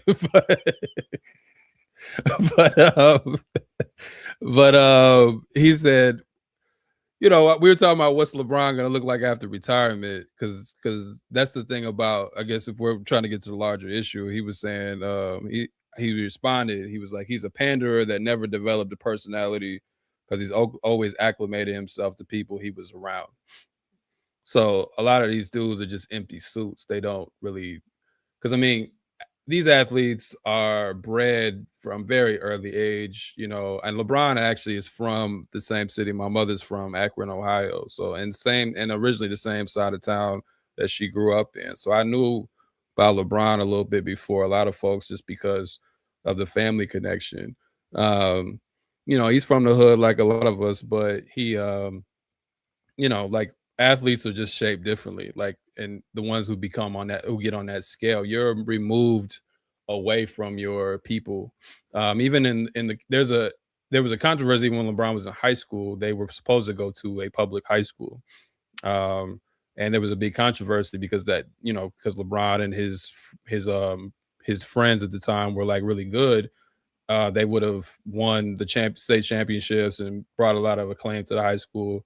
And because one of their friends couldn't make the team because he was like 5 foot something, they decided to go to St. Mary Vincent. That's the story. And it was a big controversy within the Black community even then, going all the way back to him in like 8th or 9th grade, because they basically were, in a way, taking that value away from the community. So wait a minute, he was doing super teams and taking his talents elsewhere in 8th grade? Yeah. Man. So he was supposed, because again, LeBron is from that generation, that the last generation of athletes that actually come from the hood. They're not all like just light-skinned Jalen's that have, the children of the fathers that used to play in the league or whatever. And he, he took I don't know if I never got the full story. I'm sure there was a lot of adults behind that. I don't want to put too much blame on an 8th grader. But yeah, they took their value to a private school at the time. I'm sure there was more behind it, but the story that LeBron and them will give you was it was because their friend wasn't going to make the team. So they were going to let him play at this other school. So they took the value there. But it just shows you the extraction process that happens very early on, right? That, the private school can make an offer and then pull the Black athletes away from that community and then further insulate them to where you grow up 25 years later and you're talking like that. You know, like that's the process that happens very early on. It's a certain kind of brain drain. And LeBron is, you know, in some ways a victim of it, but at this point is, you know, now probably one of the folks leading it. You know, that's what happens to a lot of athletes early on, is they're pulled out. They're picked as the good ones or whatever, and they're surrounded by all this white money and white capital. And, you know, they still maintain maybe some connections to where they're from, maybe. But, you know, they don't really have the same affinity, you know. And LeBron is not even the worst of it. The worst, you know, at least he built a school back in his neighborhood or back in his city. Like we don't even, most of them don't even do that. But I think no, go ahead. My bad. I'm laughing at Josh for saying I'm ready to hate on a 13-year-old Bron and his single mom. Hey, I'm committed. I'm committed to the hate, man. I can't. I can't. What can I say? What can I say? LeBron also, I think in his middle school years lived with white folks anyway. Like he wasn't, his mom couldn't even take care of him because of the situation she was dealing with. So that's what I'm saying. This whole process is a process of extraction. Like you have the instability of a child and his mother, you know, and then the white folks can pull that value away, pull you into their world, pull you to their, you know, their schools, and it extracts the value out of those neighborhoods. Like it's a colonial process, honestly. Just to give people a broader context. And that's how you end up growing up on a golf course of white boys, you know, shucking and jiving, talking about, yeah, I don't even know why they in Memphis, you know, and like, and then when confronted by it, LeBron will probably use some version of militant blackism, like, you know, well, my record stands for itself. I've always cared about my community. Ain't nobody gonna say nothing. You know, I come from the same community. I'm talking about. I'm not. Yeah. Wow. Yeah. Wow. Like that's how they insulate him. There was a piece inspired by this speech that me and Femi Taiwo were going to write. We never got around to writing it. And the argument was that we are past the era of representation. That was I still need to write. I still have the outline on my drive. I just never wrote it. So there's still more research to be done. But the premise of the argument was the Black elite, for all their flaws, and there are many, as we've named and we name on all of our shows, there used to at least be a kind of implicit understanding that, yes, I'm going to do all the kind of what LeBron did. I'm going to like chastise Black people to an extent. I'm going to talk about how they need to behave better and stop killing each other. Like that's as old as going anywhere all the way back to slavery. But if you go back to like the Black elite, even under slavery, it was the freedmen and freed women, and they were at least understanding that we needed to help get people out of slavery. Like there was a material transaction that continued to happen. You go to Booker T. Washington, the Tuskegee. I'm using the most conservative examples on purpose. You still got like training and skill set. You still, you know, help build some of your community. So even if he was saying like, you know, we're not going to confront white people on segregation or anything, like you still got something materially out of it. Du Bois wanted you to get the more like intellectual education, but you still got something out of it. The organizations, where we're talking about the NAACP or even the Urban League, again, some of my least favorites, there was some like material benefit. And you probably see this through the civil rights movement, where it's like, yeah, we're going to be the first Black or something. But the idea of the first Black, and I have a whole poem criticizing the concept of it, but the idea of it was like you get in the room and then you like at least bring some people on with you. So it was a flawed theory in the sense that, like Fanon says, it's people who were trying to liberate individuals from slavery, but never trying to like end slavery, right? Like that was the flawed premise. But at least you were trying to bring people out of like you. So if you reach back to the hood, you were trying to bring people out of the hood or whatever. Again, flawed, but it at least led to some like connection from the representative to the people in some way, shape, or form.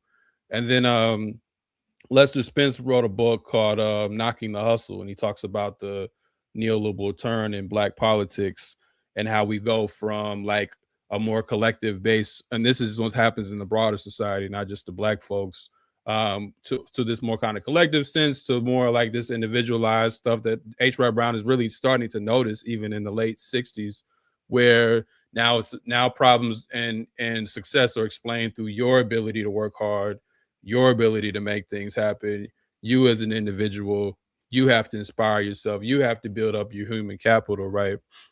So as that transition is taking place, particularly in the 80s and the 90s, Black leadership moves away from this more like transactional thing. Okay, I'm gonna be here and I'm gonna at least throw some crumbs back to you. And it moves to this place where it's just, I'm just here.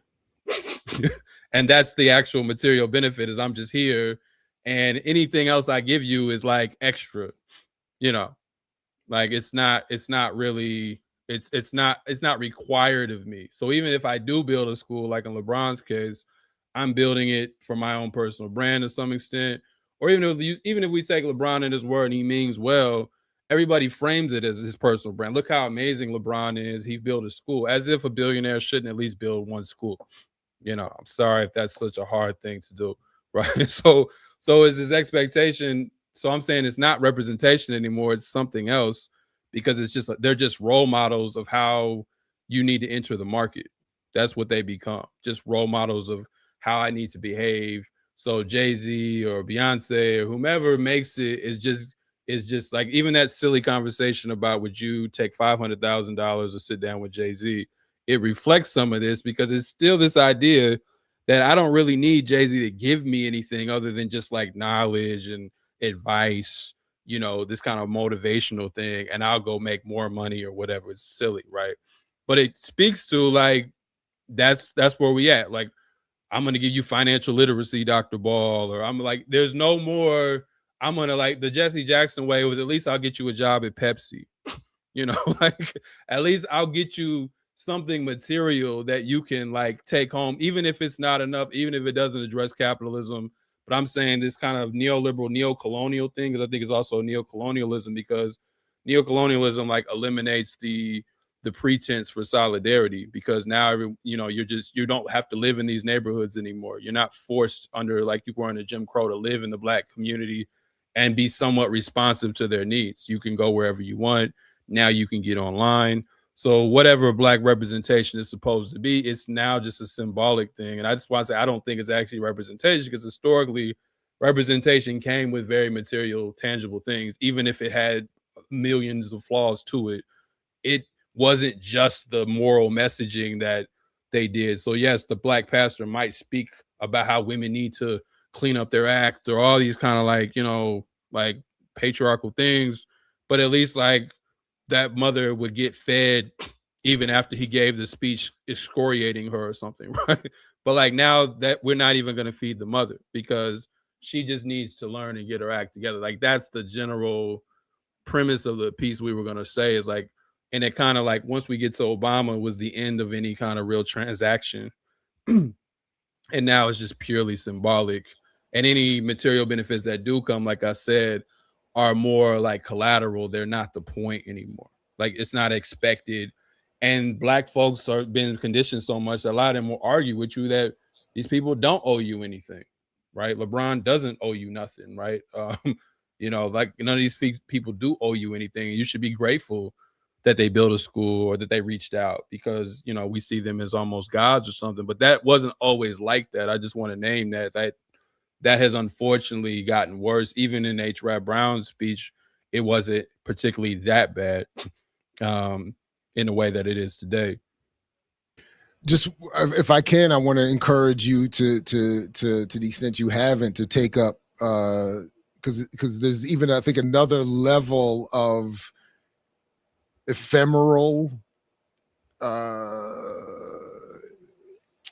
detachment from the core that you started off with where you have that, because stuff I'm supposed to be working on is supposed to be a critique of all of the cultural power and symbolic power that has been promoted in certain work around representation, to your point, which is often confused. And I love the way you're teasing that out. The representation is confused with symbolism before you even get to defining what the representation is supposed to be. It gets conflated with just presence of some kind. Right. And I think it makes it that much more difficult to identify the points that you're making and the politics that we should be attaching ourselves to. as an anchor. But yeah. So I, I look forward to the if I ever write it, yeah. If you ever write it, and if I ever write what I'm supposed to be writing, I mean, or I'll just give you these sources. You should just review some of these sources and add it to. Sorry, Renee, go ahead. Yeah, go ahead. No, I was just gonna tell Two Black he should write it. I mean, I got graced with the notes, and I was like, oof, this got to be written. And I'm not volunteering to help. I'm just saying you should do it.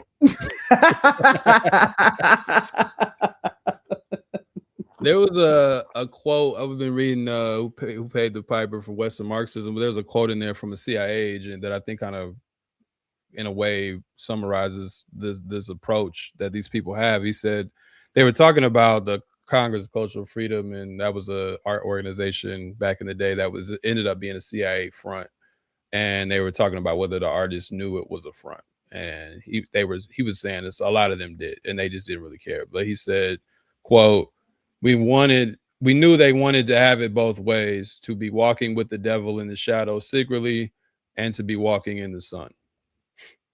And that's a lot of what the Black elite is today, right? They want to have it both ways, like you want all the upsides that come with being militant, right? All you're brave, you have courage, you stood up to white folks, like you want all the kind of generic upsides, but you want none of the repression. You don't want to deal with any of the, you don't want to, the way Jamil Al-Amin's life ends is terrible, and it's really a disgrace that's how it came. But you don't want to be that, and since you don't want to be that, you don't have any real tangible position about these things, right? Like, so you want to seem like a radical, you want to seem like you down for the shits, right? You want to walk in the sun, but privately you working with the devil. Privately you are, ensconced with the state, or privately you are, taking all this money to move people away from these things. Privately, you're, joking with white boys about, Memphis, when, LeBron we forgot to name, back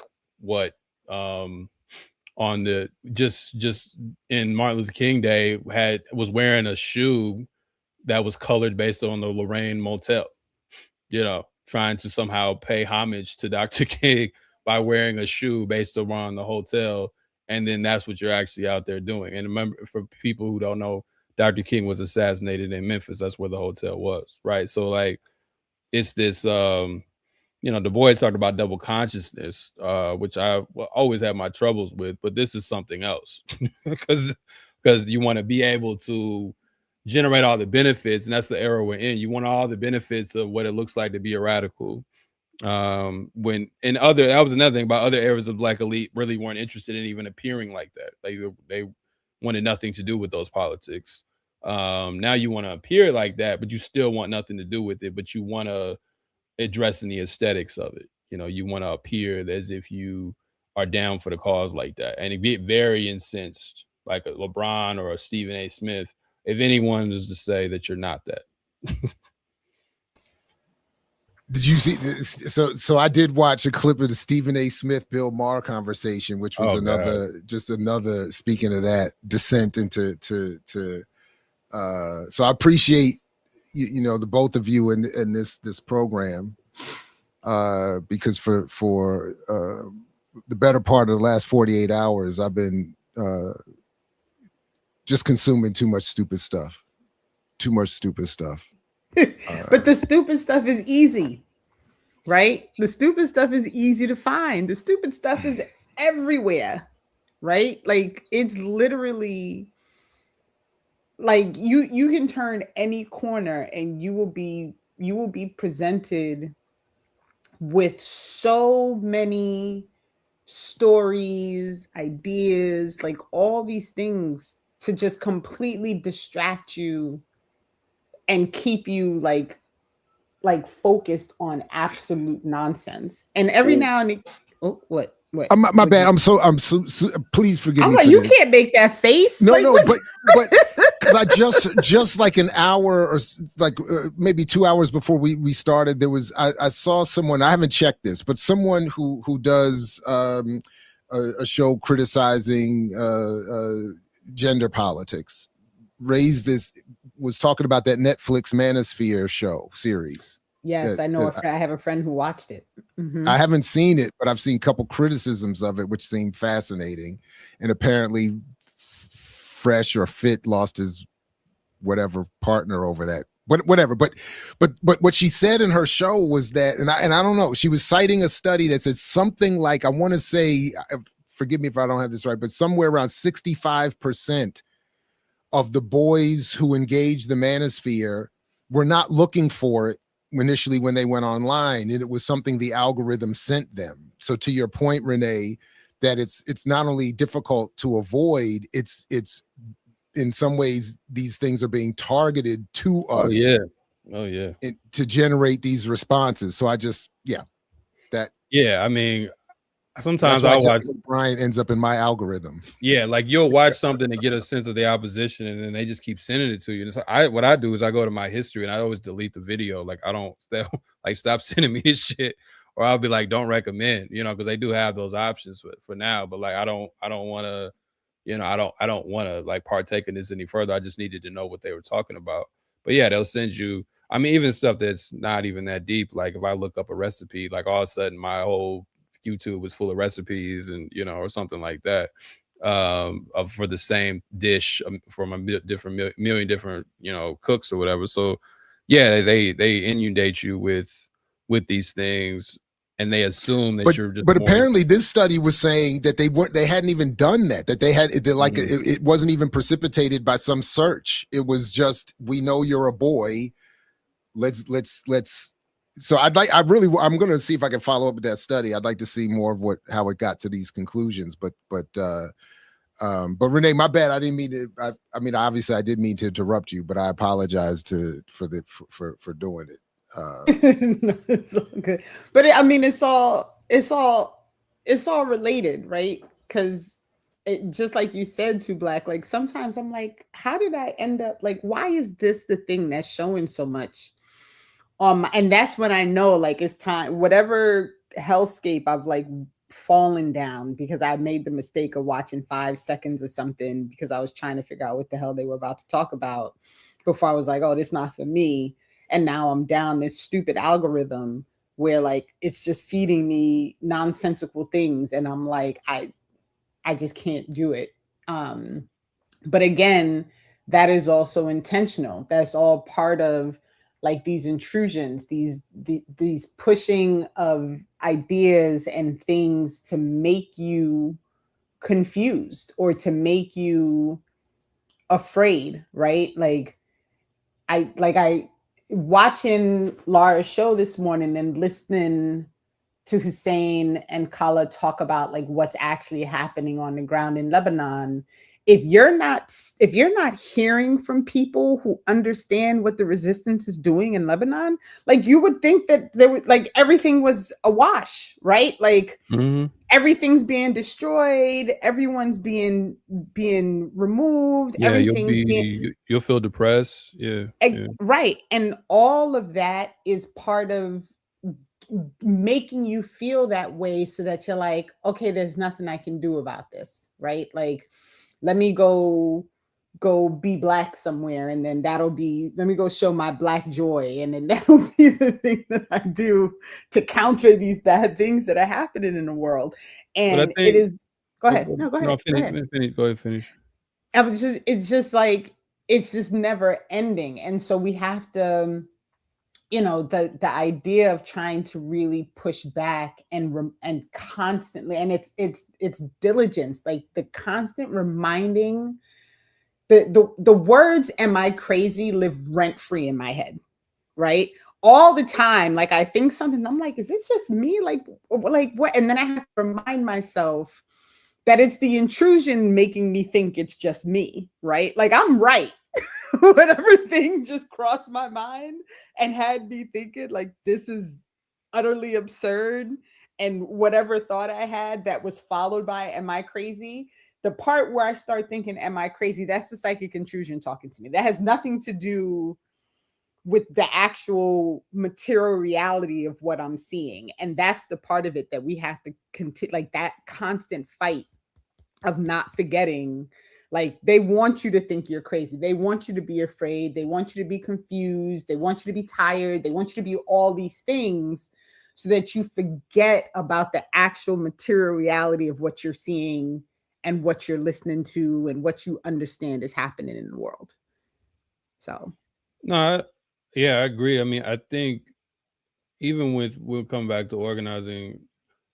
That's one of the reasons why it's good to be an organization, because you can meet people of like mind, which will help relieve some of that sense that you're crazy, because you're not just talking to yourself about things. Like if you are in an organization that at least politically aligns with where you're at, but then, you know, also I think the challenge that we face is we can give people information about, I think we have to be careful sometimes. Even I've thought about this even on my own show. You want to give people clarity on like what's happening, and you want to give people good information, but we need to make sure that folks still understand these things can be struggled against. And I think sometimes we run into a situation where people will have a fairly decent understanding of like how bad the world is, and they take a position not to join anything or to struggle, but it's like, all right, yeah, you're right. You know, capitalism is terrible, imperialism, all of that is horrible, and therefore I will do this individualistic thing because I do not think I actually have the ability to struggle against it in any way, shape, or form. So we have to make sure folks actually feel that they have enough dignity and inspiration to actually struggle against these things, right? Like they have to see that part of it too, not just how bad it is, you know, because I think that's why some people do choose ignorance or do choose to not really be present in the moment because they don't want to hear how terrible things are. So like you were saying, it's good to know that there's a resistance, right? It's not just Israel trying to take over the whole Middle East and that's what's going to happen. It's like, it's good to know that they also are being bombed, right? Like it's good to know that, you know, there's people who are shooting back. It's good to know, even when we talk about stuff here, I'm always like when folks talks about the Tulsa massacre or whatever, I'm like, it's important to know we took some of those people with us, you know, that we didn't just all die, that we didn't just all stand down, right? We can't just fall for this kind of victimhood approach that and make the enemy seem so powerful that they cannot be overcome, right? Like we have to make sure we continue to let people know, like, yo, you this can be struggled against, and here are examples where it has been struggled against in the past, or here are examples when people are currently struggling against it. Like Iran is an interesting example because you have a country that's been under sanctions for decades and has somehow figured out how to create technology to beat a military that has a $1 trillion budget and has, you know, 900 military bases across the world. That's something worth trying to, you know, study. So instead of us just talking about how bad imperialism is or how terrible Israel is, we should also credit the people who are able to struggle against it. Because otherwise, what are we even doing? You know, like otherwise we're just kind of narrating our own end, right? So we have to be able to emphasize, like, yeah, we can't win these things. And I'm saying a lot of times if people don't feel like they can win, the analysis doesn't move them, even if they are not caught up in some of the more ridiculous things we've discussed in this conversation. Even if they're not on some FBA or whatever, they just don't think they can win. You know, they don't think it's possible. They don't think it's realistic. And if we get to that point, then, you know, a lot of folks are not going to join. So we have to still communicate that these things can be won. We're not just doing this for fun, or we're not just doing this for catharsis, right? Like these things can be won. Facts. I feel like there was a question. We talked about Memphis, so that super chat. Thank you, Virgo Life, for the super chat.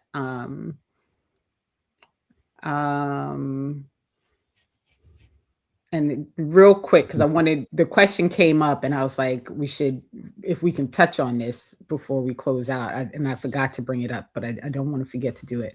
What distinguishes militant Blackism from cultural nationalism? Well, militant Blackism isn't really a thing. It's just it's a way of describing like a kind of backwards behavior. It's not an ideology. Cultural nationalism, you know, can be critiqued because there are certain weaknesses to it. But cultural nationalism is, you know, you were at least attempting to ground yourself in a culture that is in opposition to the European culture that we've been handed, and thinking that by grounding yourself in those values, you know, you can move in a direction that's, you know, that's more representative of the world you want to build. Now, there are folks within that space who do just get caught up on all the kind of garb and things of that nature. But there are also people, to be fair, who they change their name, for instance, or they change their look or something because they are trying to make a mental break so they can do material things, right? So so if I call myself too black, like that's a form of that.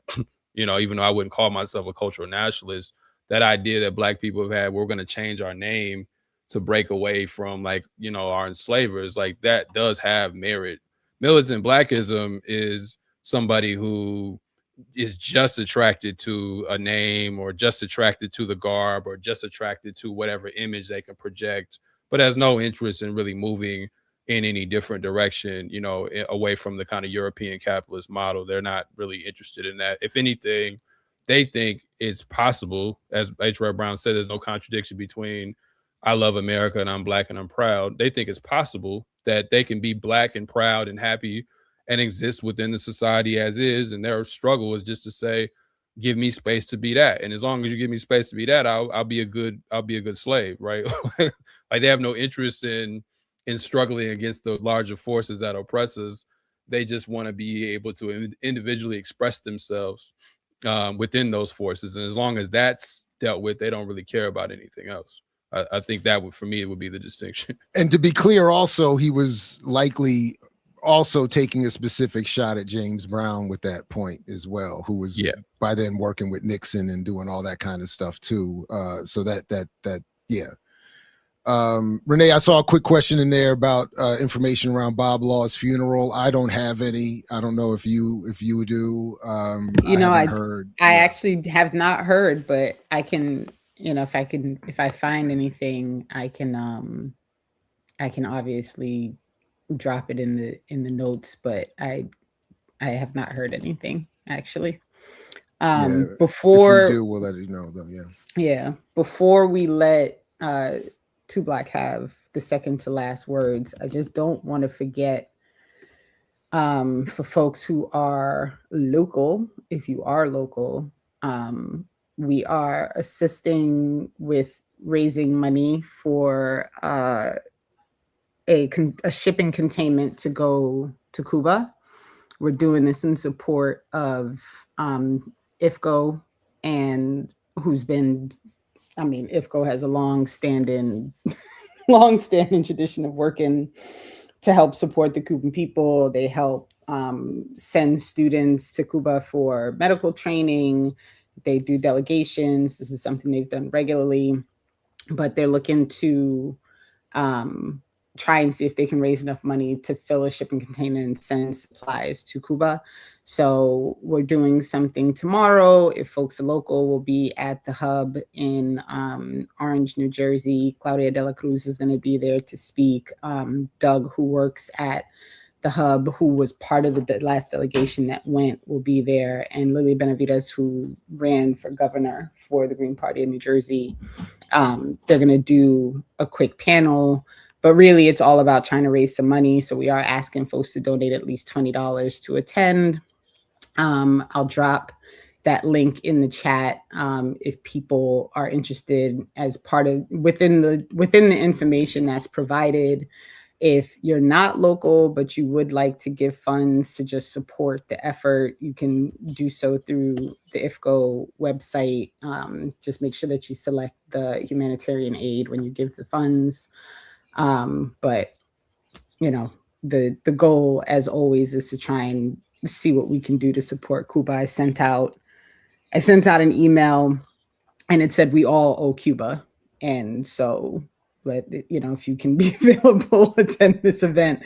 And I truly believe that we all owe Cuba. So I just wanted to make sure I didn't forget to bring that up since it's happening tomorrow. And also, as a BAP member, happy birthday to BAP. Two Black mentioned it earlier, but this is 9 years is a long time for an organization to still be going, given all the chaos and all the things that happen. So, getting to that milestone is It's a big one.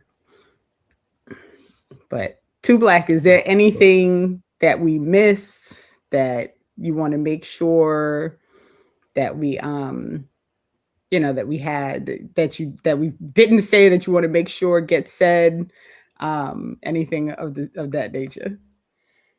Not for the most part. I think I hit all the points for the most part I wanted to hit. Again, when we're talking about coming back to militant Blackism, I think it's going to continue to take on like different forms depending on what is the hot thing at the moment, right? So we just went through the Black Lives Matter era. That's obviously winded down. So that produced a certain type of militant Blackism, right? And that one was, I think, I don't want to get in too much trouble, so I'm going to be careful how I say this. But there was a I think a necessary acknowledgement of like certain there was a necessary acknowledgement of like certain masculinism and a certain like, you know, sexist behaviors and organizing spaces that Black men adhered to. But I think what that also showed is, so the militant Blackism also evolved to include other Black people beyond just Black men, which I think for many times were the kind of, I guess, face of that. And it also showed that you can be, you know, you can be a woman, you can be queer, you can be trans, and those things also, just like being Black, do not transcend the reality that we're in and of themselves, right? So people that have so when we think about militant Blackism, I think we need to think about this as something that, again, anybody is susceptible to, right? So it's not any knock on one group. It's just that any Black people are susceptible to it because there was a critique of a certain group of Black folks who had engaged in these things, rightfully so, but then it's led to other groups of people in doing it, you know, and they can also steal money from organizations too, right? They can also sell out, you know, people. They can also sell out their people too. They can also, you know, create reactionary things as well. They can also do twerk on Washington or whatever else, you know, things that occurred.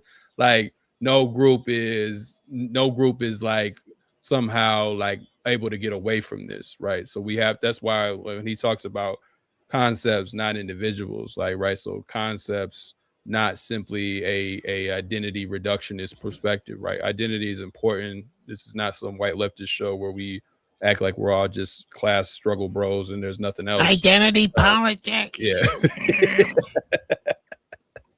but we do need to recognize that none of us are immune to becoming a caricature of the thing that, you know, we claim we're trying to represent. None of us are immune to becoming caricatures, right? And I think we're in an era now where there's been a kind of diversity of caricatures that there may have not been once upon a time, right? But we can all become caricatures, and there's nobody that just by their presentation should be seen as, you know, inherently on the right side of things. And that's something we got to struggle through, even internally in our own organizations, that nobody just has some inherent knowledge or some inherent like goodness to them, even as we share space for all those different types of people, as we should. But it shouldn't be a situation where, so I'm saying that to say, as we move forward, you know, in another year, we can come back and we can be like, what's the phase of militant Blackism? And it might be something else, because now people have embraced a different style, right? Because styles change. Right. So today it's a septum piercing, you know, next year it's, you know, it's baggy clothes. Like, we don't know. But we need to always be grounded in those concepts, not the aesthetics of things. The aesthetics have a meaning, but they don't in and of themselves define what the struggle is. Right on. I don't know if you there's saw plenty of. Sorry, Jared, real quick. No, Thank you, Raj. Appreciate you. Absolutely. Salute to Robert Williams. There's more flavors of caricatures than ever to pick from. So definitely appreciate. And speaking of militant Blackism, I am on my way to Howard University probate. So peace, everybody. Only if you're willing to fight for it. As Fred Hampton and Jamil Al-Amin. Which group? Who's crossing? Like, are we? It's AKAs are crossing. Oh God. So okay. yeah. I am. fun. You know. Yeah, you should do a show live from that. Stay tuned. Stream it live. Lord. We're talking about just watching shit to cope. I want to see that just for fun. Like, well, actually, you know what? You never know what might happen. You never know, and who you might run into. So it could be a very interesting. But listen, all jokes aside, thank you very much to Black for this. Renee, thank you very much. Salute to the undefeated chat. As always, please do support the platform in any way you can find possible. Please also, just quickly, stay tuned. More to come. The Ma'afa Nakba from Ground Zero Film Awards are gonna happen. So 8 minutes, cell phone, prepare to submit by December, the end of December, and then in March we're gonna have the awards, hopefully live in Newark, whether Renee knows it or not. So 8 minutes, cell phone shot, original footage. Let's see what we can come up with for some third cinema. And this awards, this our Academy Awards, the Ma'afa Nakba Academy Awards next year. So, yeah. All right, everybody. Thank you very much. Peace again, only if you're willing to fight for it, as all the greats have said in one form or a fashion. We will see you next week with more Saturday with Renee. Black Liberation Media is a collective of Black and African organizers, journalists, academics, and media personalities serving Black and African masses seeking to further grow in their understanding of themselves, their histories, and the African world through entertainment and news. Please continue to like, subscribe, and donate to the channel so we can further serve you and liberate our people. You can also go to blkliberationmedia.org, get some merchandise, and also become a Patreon member and a member from the YouTube. Please do what you can, share, and show your love as we will show ours for you. Black Liberation Media.